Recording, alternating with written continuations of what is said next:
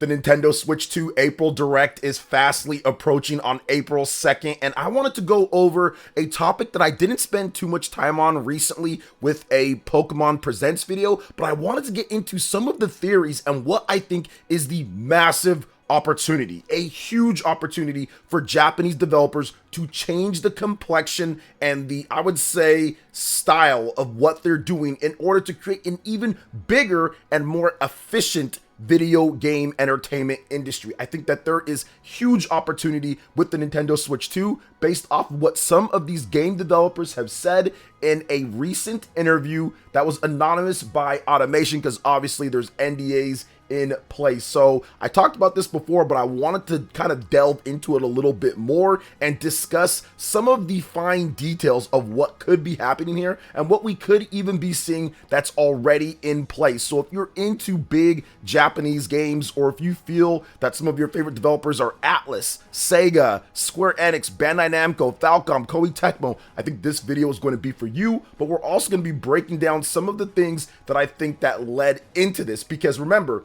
these are going to be port studios overall that are talking in terms of development. So guys that did games on the Nintendo Switch 1, they put it over from PS4 and Xbox One. So let's go ahead and go over the article real quick, just so you can get the basis if you didn't see my video the other day. And it says on Notebook Check, shout outs to them, it says game developers expect Nintendo Switch 2's faster SoC and 3 times RAM increase to make ports easier. So these are advancements in the Nintendo Switch 2's CPU, GPU, and RAM. Have a lot of developers excited about what is possible and can make games run smoother than what we saw on the Nintendo Switch 1 when it came to ports. Now, the biggest issues that it says in the article here, the limited RAM, memory bandwidth, there was problems having to try to compress the game textures, and they needed to do that to save memory, and the low spec CPU of the Nintendo Switch 1 was a problem. They had to spend a lot of time optimizing their games, preloading textures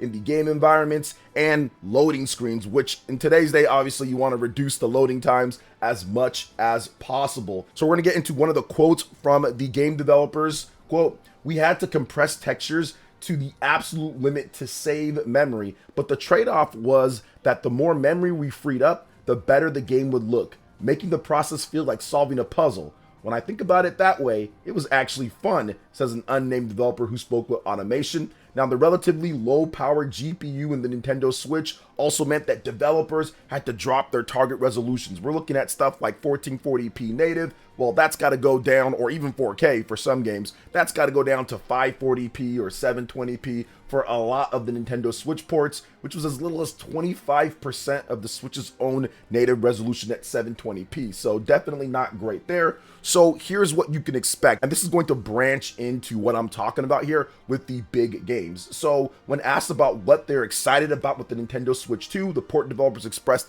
a lot of excitement of being able to bring over a lot of the games that are on PS5 and Xbox Series better because of the upgrades to the Nintendo Switch 2. Specifically talking about the RAM having around 12 gigabytes of LPDDR5 RAM, 8nm SoC, and a significantly higher CPU and GPU performance, which makes native games, which we're going to talk about that, and game ports. So it's not just about the ports, it's about the native games built for the Nintendo Switch. And of course you're going to have your first party, but I think that there's going to be a number of opportunities for game developers to really blow this system up and blow their business up if they can do a little bit of what we saw on the Nintendo Switch 1. Now, it was harder because the Nintendo Switch 1 was essentially an underdog at the beginning. People didn't expect it to blow up like it did, or at least game developers didn't expect it to blow up like it did, but it blew up huge, and that really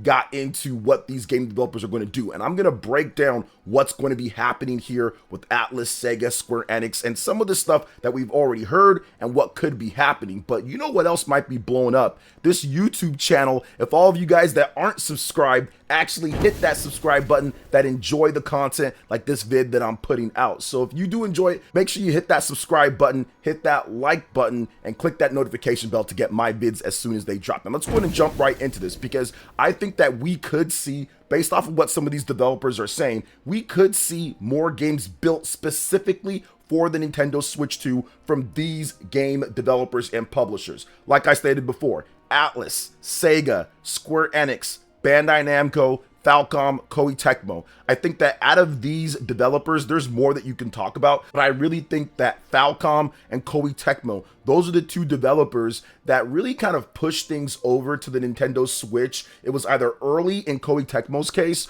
or it was a bit mid/late in Falcom's case, but both of those developers have experience building on the Nintendo Switch 1 as the lead development and then porting over to other systems. With the Nintendo Switch 2's upgrade in CPU and GPU, you're going to not only be able to get those ports that they already have over to the system if you want to be able to sell those, but then you can actually sell more impressive looking games built specifically for the Nintendo Switch 2. Now, the Nintendo Switch 1, it was awesome, and there were some great ports. Like, we can go down the list: The Elder Scrolls V Skyrim, Nier Automata, The End of Your Edition, No Man's Sky, Persona 5 Royal, Alien Isolation, BioShock The Collection, Doom Eternal, Doom 2016, The Witcher 3 Wild Hunt, Diablo 3, Warframe, Ni no Kuni 2, Dying Light Platinum Edition, Red Dead Redemption 2, Ace Combat 7, Guilty Gear, Mortal Kombat 11. There were a number of good games, but imagine this. Yes, those are great ports and it's awesome and I want to see more, but imagine if a lot of these developers said, hey, we're actually going to put these resources and time into actually making a game built specifically for the Nintendo Switch 2. We saw that a little bit with the Nintendo Switch 1. We saw that with Nintendo, obviously with their first party, but third party wise, we saw it with Square Enix. There was Dragon Quest XI S Echoes of an Elusive Age Definitive Edition. Yes, that game was on the PlayStation 4, but that was just Dragon Quest XI.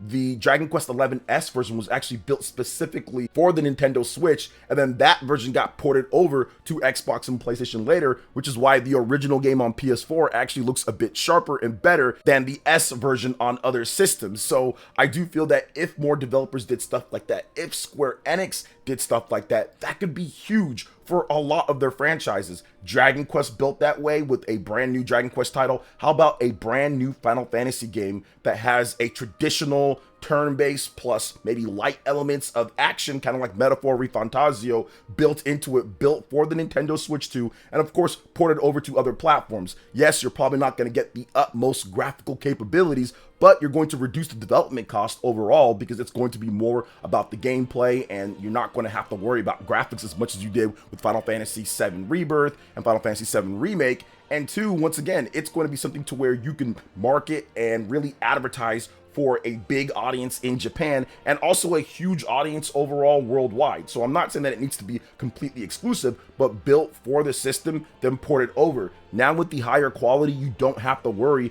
about how kind of like Falcom had to worry about it, to where if you build it for the Nintendo Switch first, it's going to be a problem because it's not going to look as good. Same thing with Dragon Quest XI. If you build it for Switch first, it's not going to look as good. And yes, it's still not going to look as good here, but the gap is going to be way smaller overall based off of what some of these developers are saying. So it's exciting to see that. Another huge advantage of looking at it from the Nintendo Switch 2 perspective instead of outside of it is that a lot of the focus for this generation has been on graphics and has been on how good we can make everything look. But if you're looking at it from the Nintendo Switch 2 perspective, clearly you're not going to be able to reach the heights of what you've seen on other platforms. So you can really focus on how creative or different or fun the game is. Developers spend a ton of time on graphics, and rightfully so. Graphics are very important and people like to have that look, but with the Nintendo Switch 2, you're not expecting it to be like the cutting edge of everything, so they can really take their time and focus on how fun the game is. I think games like The Legend of Zelda Breath of the Wild are a perfect example of Nintendo looking at, okay, we can make something graphically better, but clearly this system from the Wii U to the Nintendo Switch, it's not like this crazy jump, but we can still make a really fun, innovative, unique, different type of Zelda game, and it can be different within a familiar type of setting and create something super new and fun to play. So I think that going with that angle, a lot of developers, a lot of Japanese developers can create some incredible things and kind kind of break out of the little rut that I've been seeing from people talking about how boring the generation is with Xbox and PlayStation. Now, the ports that we could see come over to as well, I think that obviously Metaphor ReFantazio, we've talked about that quite a number of times. We've got some confirmations about games, or more like, I would say, rumors and highly credible ones from guys like Nate the Hate about stuff like Final Fantasy VII Remake, Final Fantasy VII Rebirth coming over to Nintendo Switch 2. Remember, Rebirth is a PS5 exclusive on console. Now, apparently it's coming to Xbox Series as well, and it's already out on Steam, so that's great too. But people were saying that since it's a PS5 exclusive, it wouldn't be able to run on the Nintendo Switch 2, and it appears that Square Enix was like, no, we can get it running on the Nintendo Switch 2, which I've stated many times, and I'll say this once, I'll say it again. A lot of these games are built on very flexible engines, and as long as you have that engine support on the system and there's different ways to develop that make it easier, you can get games that are on stronger systems on weaker systems. Heck, we saw a lot with the Nintendo Switch 1 where it became the impossible ports, and I think that these ports on the Nintendo Switch 2 probably aren't going to be impossible anymore, considering the jump that we're seeing from Nintendo Switch 1 to Nintendo Switch 2. So I would expect these developers, Atlas, Square Enix, Bandai Namco, Falcom, Koei Tecmo, to actually have built games for the Nintendo Switch 2. Now, even maybe some exclusives where they put out there first. We saw games like Bravely Default 2 built specifically for the Nintendo Switch 1 and do incredible, selling over 1 million units. Games like Triangle Strategy from Square Enix built for the Nintendo Switch 1, that did over 1 million units. Other games like Octopath Traveler built for the Nintendo Switch 1, also selling over 3 million units, with the majority of those being on the Nintendo Switch 1. Raincode No More Heroes 3 built for the Nintendo Switch 1, then ported over, but definitely rough edges because of the power of the system. I think that a lot of that gets cut out completely with the Nintendo Switch 2. Nice little graphic bump over what you get with the Nintendo Switch 1, and then you get the added extra RAM and power in order to smooth out that experience, have less of the frame rate problems, bump it up to 60, and still have better resolutions with the DLSS technology that they have implemented in the system. So I do think that there's so much opportunity, and it's really exciting when it comes to what the Nintendo Switch 2 can do for a lot of these Japanese games. Now, it is a little bit, I would say, less muted for the Western audience. I think that indie games is going to be great, and maybe they can build games built specifically for the Nintendo Switch 2. As an independent developer, we actually saw a number of games,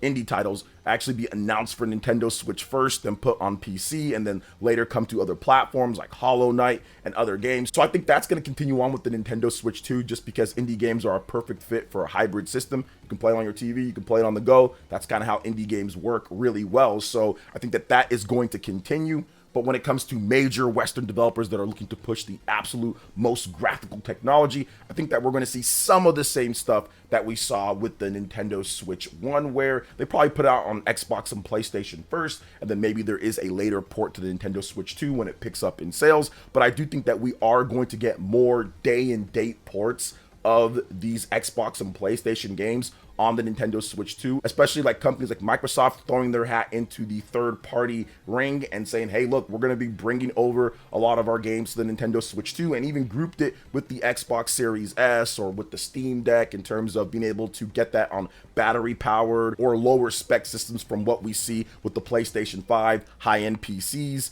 and the Xbox Series. So I do think that there is so much opportunity, and I would say excitement for the Nintendo Switch 2 to what it's going to do overall with the gaming industry. But to me, the biggest thing, yes, the Western market will be affected. You're going to see some good stuff, just like we saw with a lot of the games that I mentioned on the Switch 1 Impossible ports with like BioShock and Doom and The Witcher, Diablo 3. A lot of these Western games sold really well, over 1 million units for a lot of these titles, and the developers made plenty of money, which they promptly reinvested into making more games on PlayStation and Xbox, which is completely fine.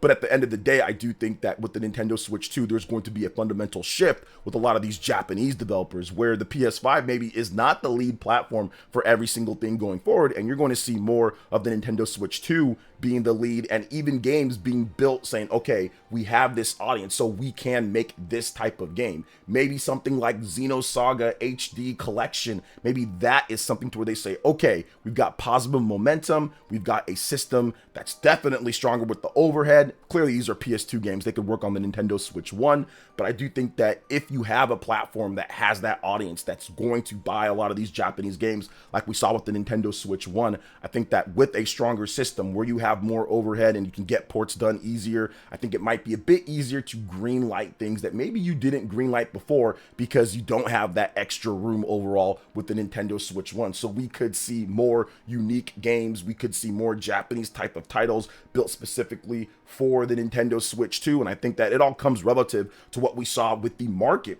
in Japan and what we saw with the Nintendo Switch 1, where still to this point, the Nintendo Switch 1 outsells every other system very easily and is the best-selling system of all time in Japan. Right now, the third best-selling system overall when it comes to dedicated platforms, and it's going to pass up the Nintendo DS this year. So it's going to get close to the PS2 or probably pass up the PS2 based off of what Nintendo does. So that right there, that is the blueprint. That is probably, I would say, the beginning of why I think all of these things are falling into play, because that is a huge audience. Even with the Nintendo Switch 1 and how well many developers did, there was a lot of money left on the table with that system in the first, I would say, 3 or 4 years, because developers didn't expect the Nintendo Switch to be as popular as it was. So there was no planning or anything done for brand new games built for the system. It was simply, okay, let's just try to see if we can port whatever we can. But I think that with the Nintendo Switch 2, that confidence will be there in order to actually create games for it and green light games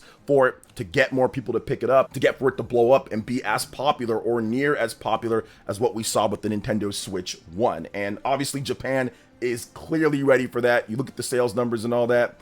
Things are down year on year overall worldwide, but people are excited and waiting to see what Nintendo's going to do with this next system. So I think it's a very exciting time, and I am excited for the Nintendo Switch 2 and Japanese developers on what they could create. But what are your thoughts on this, guys, when it comes to everything that we discussed? Let me know in the comment section below. All right, peeps, that wraps it up for this video here. Thank you so much for watching. I do appreciate it. Please make sure you hit that like button, subscribe if you're someone new, click that notification bell, and check out my other Nintendo Switch RPG videos and more right here on screen. Thank you so much for watching, and we'll catch you guys for the next one. Peace.